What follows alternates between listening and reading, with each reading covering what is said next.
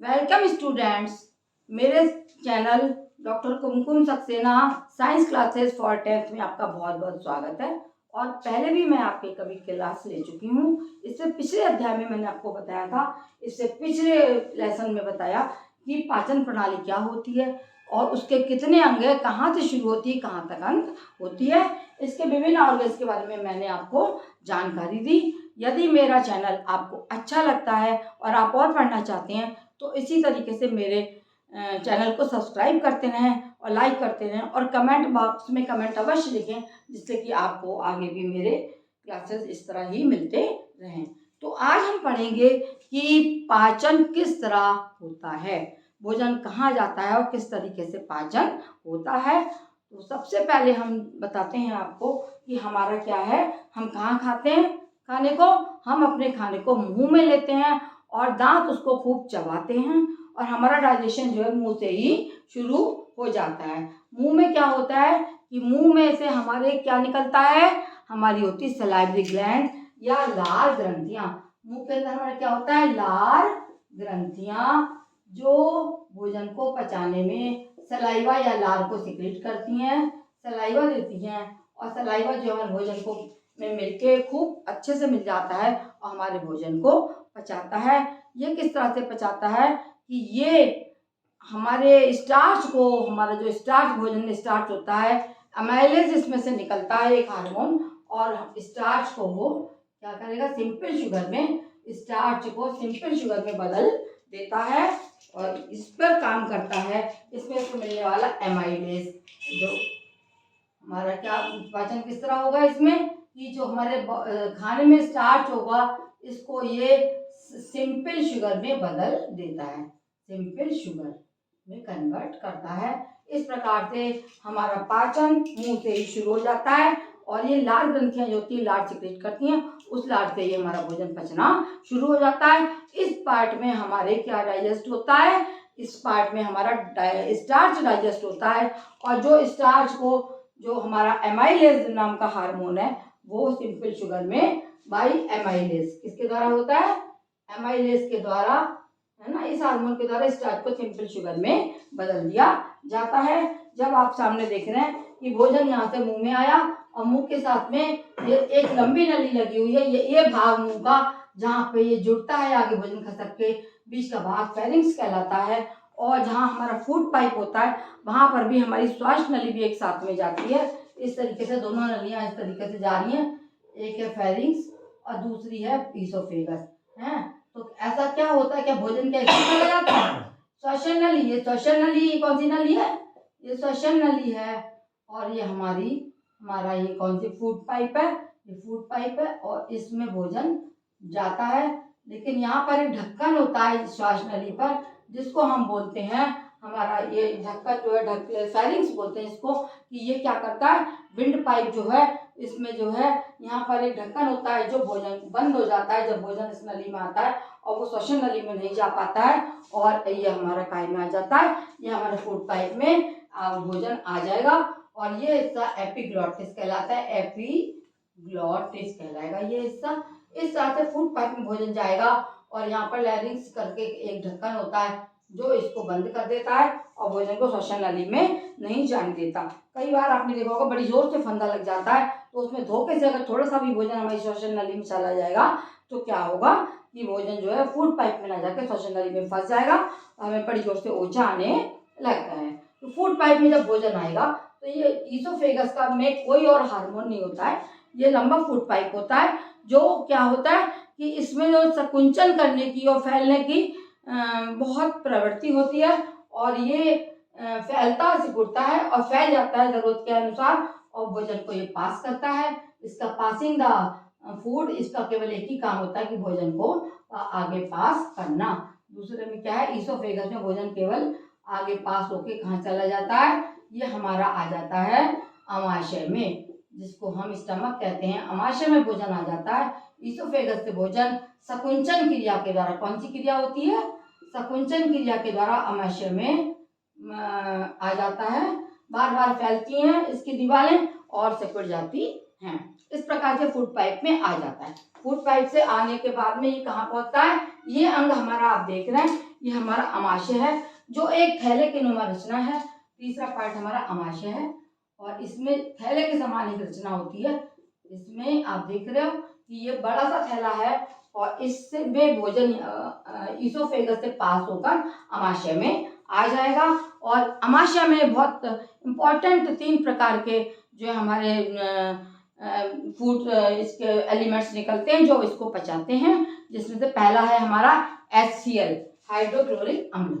इसमें क्या है, HCl जो क्या करता है, हमारा भोजन को एसिडिक माध्यम में करता है और पेप्सिन हार्मोन को एक्टिवेट करता है।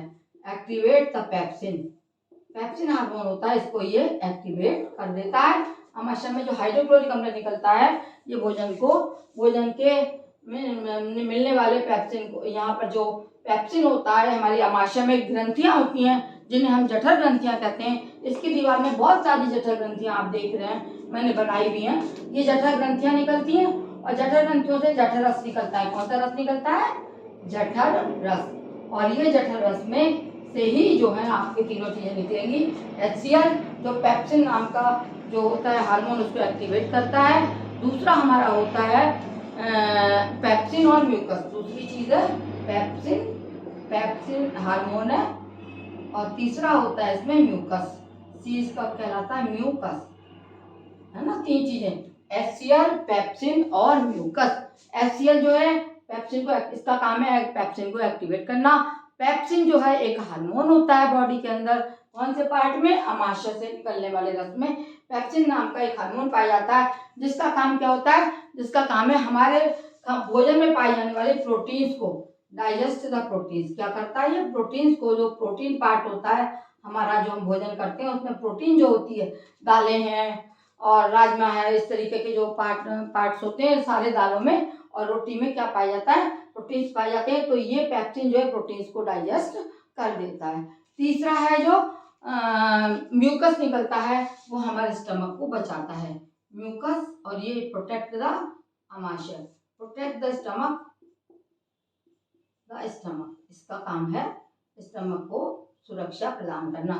तो इस प्रकार से 3 चीजें हमें कहाँ मिली, जो जठर ग्रंथियां अमाशय की दीवारों में पाई जाती हैं उनसे ये तीनों चीजें निकलती हैं, HCl, पेप्सिन और म्यूकस। म्यूकस का काम क्या है, ये स्टमक को जो है वो बचाता है, प्रोटेक्ट द स्टमक। अब इसके आगे जब ये भोजन बढ़ता है, यहाँ पर 2 ग्रंथियां और आती हैं। एक है यकृत, आप देख रहे हैं रेड कलर की ग्रंथि यहाँ पर होती है, सबके शरीर में यकृत पाया जाता है और यहाँ से निकलता है पैंक्रियास। यकृत और पैंक्रियास 2 ग्रंथियां अपने रस को भोजन में डालती हैं। कहाँ डालती हैं, अमाशय में लौट देती हैं। यकृत अपनी बाइल जूस को निकालती है और ये पैंक्रियास जो पैंक्रियाटिक जूस निकालती है, जिससे कि दोनों तरीके की जो ये ग्रंथियां हैं, बाइल जूस जो है, जो क्षारीय यकृत से क्या निकलता है, 2 ग्रंथियां हैं, यकृत से निकलता है पित्तरस या बाइल जूस इसे बोलते हैं। इसको हम क्या बोलेंगे, बाइल जूस। इसका काम क्या है, इसका काम है भोजन के एसिडिक माध्यम से में जो आता है उसको क्षारीय बनाना, उसको क्षारीय माध्यम में बदलना हमारे पित्त रस का काम होता है और इस ग्रंथि के द्वारा ये रस अमाशय में डाला जाता है। दूसरा है पैंक्रियास का पैंक्रियाटिक रस, पैंक्रियाटिक जूस।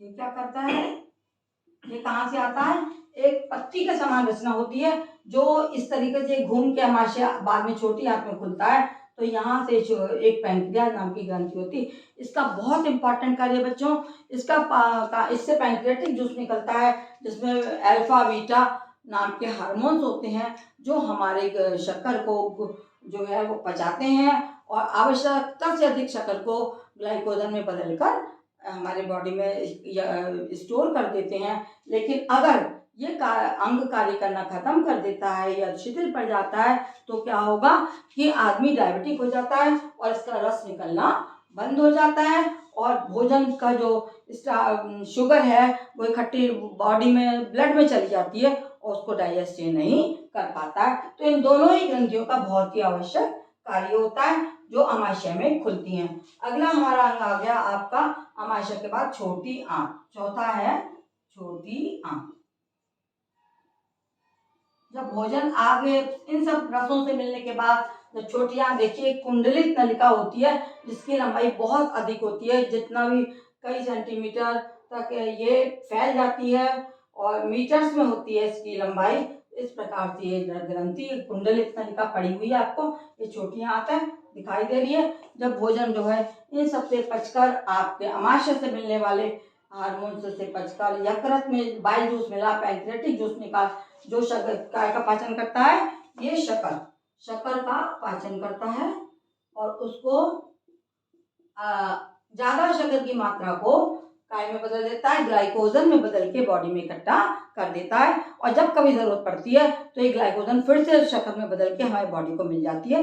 लेकिन जिन लोगों का ये अंग कार्य नहीं करता है तो उनकी शुगर जो है वो ज्यादा हो जाती है, वो ब्लड में भी मिल जाती है और हमारी यूरिन में भी वो शुगर जाने लगती है और आदमी जो वो डायबिटिक हो जाता है। अब हमारे लास्ट में ये आ रही है आपकी छोटी आंत या स्मॉल इंटेस्टाइन, है ना। स्मॉल इंटेस्टाइन का भी आपको मैंने काम बताया। स्मॉल इंटेस्टाइन में विलाई होते हैं छोटे छोटे, है ना। पाचन तो हो गया हमारे भोजन का, और पाचन के बाद में जब ये छोटी आंत में पहुंचता है तो यहाँ पर विलाई या छोटे छोटे से इसके अंगुली नुमा रचनाएं होती हैं जो छोटी आंत के अंदर पाई जाती हैं। और इसमें भी फिर बहुत से हार्मोन्स मिलते हैं, ट्रिप्सिन, लाइपेज नाम के होते हैं। इसमें क्या पाया जाता है, ट्रिप्सिन और दूसरा होता है लाइपेज। ये टी से हो गया ट्रिप्सिन और ये हो गया लाइपेज। दो हार्मोन्स मिलते हैं जो और भोजन को आगे पचाते हैं। बाकी तो पच के आ गया भोजन, लेकिन छोटी आंत में भी दो हार्मोन्स मिलते हैं, ट्रिप्सिन और लाइपेज। ये भी क्या करते हैं, लाइपेज जो है वो फैट को डाइजेस्ट करता है। किसको डाइजेस्ट करता है, ये हमारे बॉडी के फैट्स को, तेल घी जो हम खाते हैं उसको डाइजेस्ट करता है। और ट्रिप्सिन जो है हमारा बचा हुआ हमारे प्रोटीन्स को डाइजेस्ट करता है। ये क्या करता है, जो प्रोटीन्स नहीं हो पाती है उन प्रोटीन्स को डाइजेस्ट ये कर देता है। इस तरीके से ये ट्रिप्सिन को जो है वो प्रोटीन्स को डाइजेस्ट करता है, लाइपेज जो है फैट्स को पचाता है। इस प्रकार से पूरा जो है हमारा जो डाइजेस्टिव ऑर्गन्स हैं वो आपको किसी ना किसी तरह हमारे भोजन को पचाने में सहायता देते हैं। कंप्लीट डाइजेशन हमारा छोटी आंत तक हो जाता है और इसके बाद में जो विलाई पाए जाते हैं उनसे ये इसको अवशोषित कर लिया जाता है। और अवशोषण के बाद में क्या होगा कि इसको जो है वो कोशिकाओं में चला जाता है भोजन अवशोषित मात्रा में, और जिससे कि हमको एनर्जी मिलती है। लास्ट में हमारा आता है बड़ी आंत। लास्ट में हमारा आ गया 5वें नंबर पे हमारी आ गई बड़ी आंत। बड़ी आंत का क्या कार्य होता है, 5वां नंबर है बड़ी आंत का।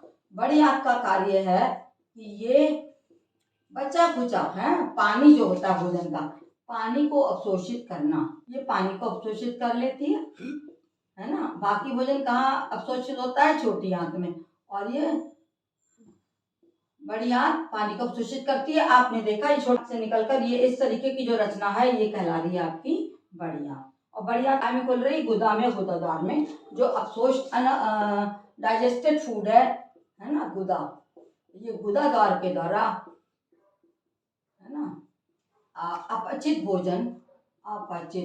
भोजन शरीर से बाहर कर दिया जाता है। शरीर से बाहर निकल जाता है गुदाद्वार के द्वारा। इस तरीके से ये पूरा जो है हमारा डाइजेस्टिव सिस्टम मैंने आपको बताया कि कौन कौन से अंग मेन होते हैं और किस तरह से भोजन पचता है, किस तरह अवशोषित होता है। जो अवशोषित भोजन होता है वो कोशिकाओं में, प्रत्येक कोशिका में जाता है और वहाँ पर इससे हमको एनर्जी मिलती है और हम विभिन्न कार्य करते हैं। प्रोटीन्स की टूट फूट की मरम्मत होती है और नए प्रोटीन सेल्स भी बनते हैं। इस तरह आज ये मेरा चैप्टर खत्म हुआ। धन्यवाद। आगे आपको मैं और तंत्रों के बारे में पढ़ाऊंगी। आज मैंने आपको पाचन तंत्र पूरा समझा दिया। बहुत बहुत धन्यवाद। मेरे चैनल को सब्सक्राइब करना ना भूलें, ज़रूर करें, आपको क्लासेस मिलते रहेंगे।